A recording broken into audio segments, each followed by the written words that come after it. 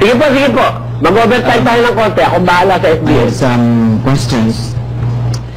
For example, narinig ko sa iyo sa TV na sinasabi mo lahat ng mga tradisyon ay human traditions yun at pawang masasama.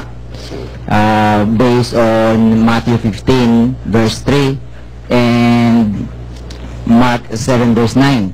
Pero sa 2 Thessalonians 2:15, sinasabi ni Saint Paul, "Therefore, brethren, hold fast to the traditions which you have learned from us, whether by our word or by our epistles."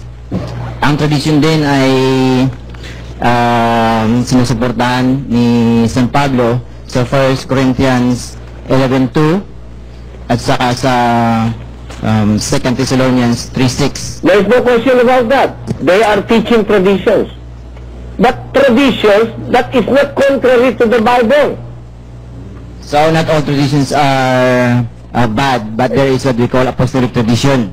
And that tradition came from God. If we are going to read the verse that you have given in 2 Thessalonians chapter 2, if you verse 15, "Therefore, brethren, stand fast and hold the traditions which ye have been taught, whether by word or our epistle." If you are going to analyze that verse, the tradition is also recorded in the epistle.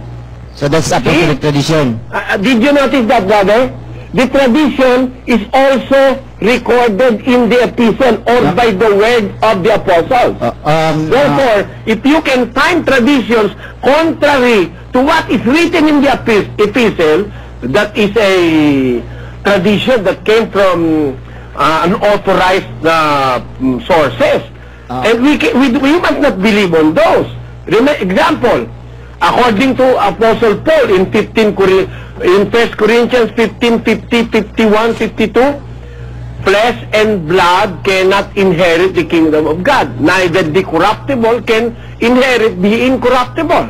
Now, there is a tradition in the Catholic Church that Mary was brought up in the clouds or into heaven, body and soul. Where did you get that tradition? That is contrary to the Bible. Brother Eli, before we go there, 2 Thessalonians 2:15 says, "The traditions which you have learned from us, whether by our word or by our epistles." Ibig sabihin, hindi pala lahat ng tradition ay sinulat. No, brother. It doesn't mean like that. It doesn't mean like that. Certainly not. You see, whether by our word or by our epistle. Why?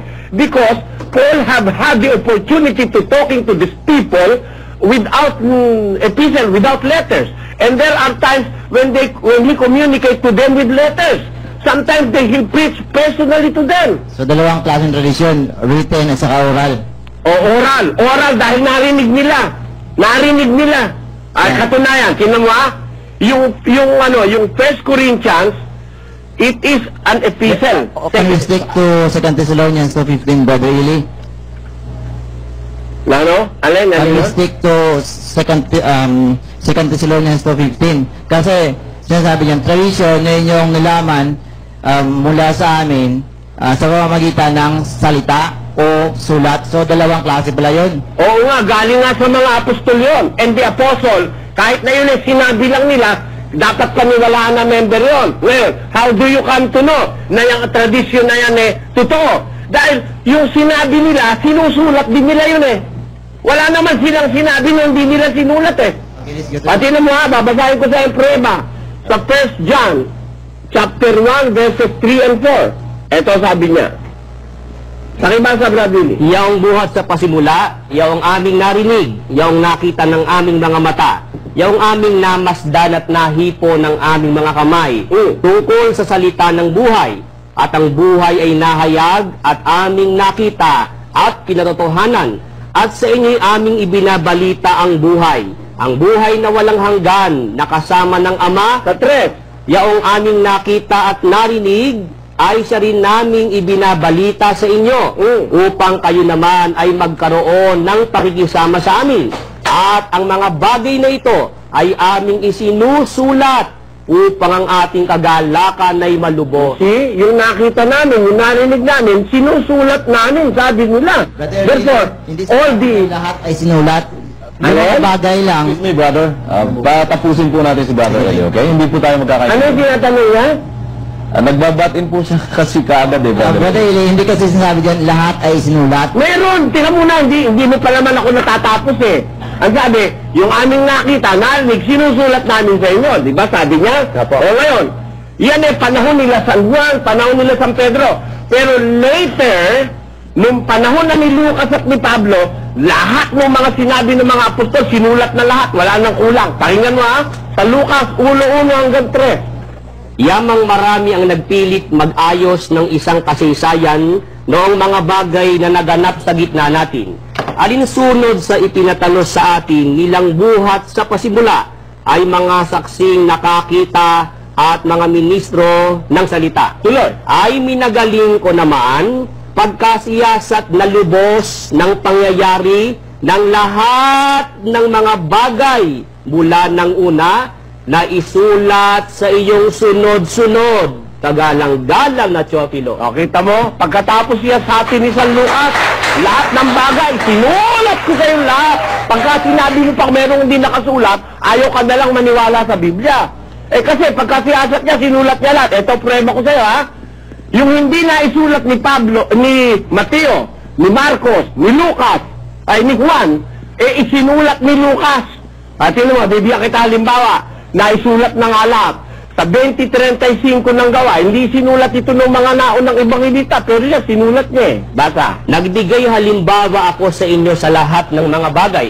Nasa ganitong pagpapagal ay dapat kayong magsisaklolo sa mahihina at alalahanin ang mga salita ng Panginoong Hesus na siya rin ang may sabi, lalo pang mapalad ang magbigay kaysa tumanggap. O, kita mo? Ay, ang aral, lalong mapalad yung magbigay kaysa tumanggap. Hindi sinulat ni Mateo, hindi sinulat ni Marcos, hindi sinulat ni Juan.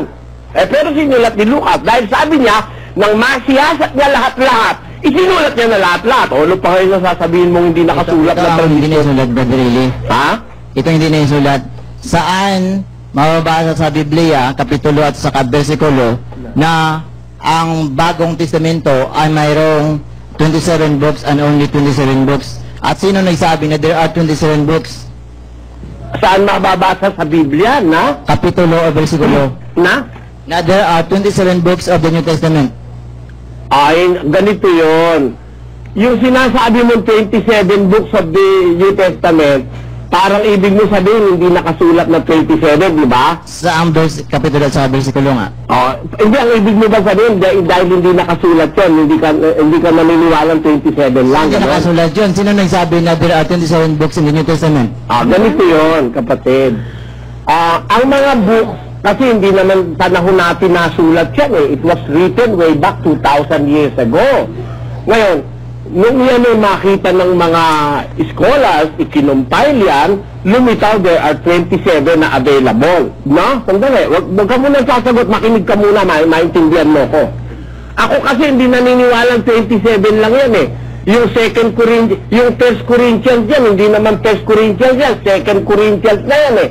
O ngayon, eh bakit naman hahanapin mo yung wala, eh meron namang present, di ba? Meron namang available. Ba't hahanapin mo yung wala? Hindi yung available, yun ang iniloob ng Diyos makarating sa atin, o kagaya nung kay Lucas.